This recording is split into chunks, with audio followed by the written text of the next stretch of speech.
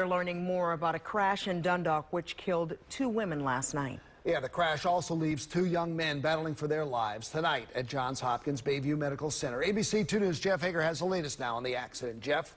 Jamie, police say the victim's car was sitting at a red light preparing to make a left turn when a van crashed into the back of it, killing 2 young women instantly.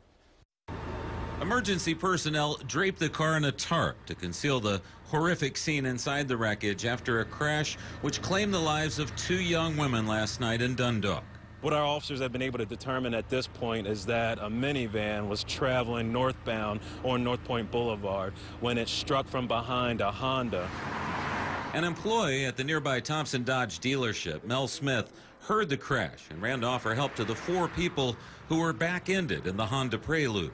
The driver was slumped over. The passenger was going through convulsions, and I kind of asked anybody not to touch him. And I looked in the back seat, and the young ladies were,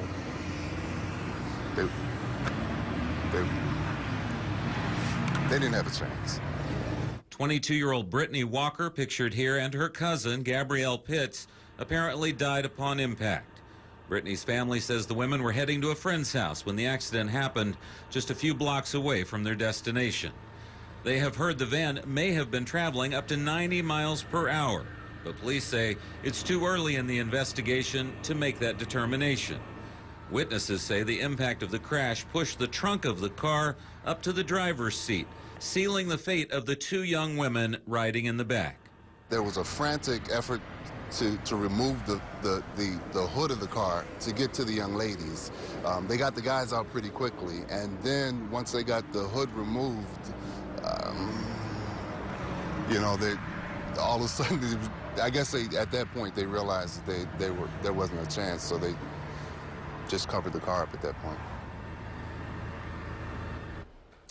The driver of the Honda, 21-year-old Brandon Siomas, and his front seat passenger, 20-year-old Jeff O'Connor, remain in critical condition tonight. Meanwhile, the driver of that van, 33-year-old Jason Robert Vance, and his passenger, 20-year-old Terrence Garcia, only suffered minor injuries and were released at the scene.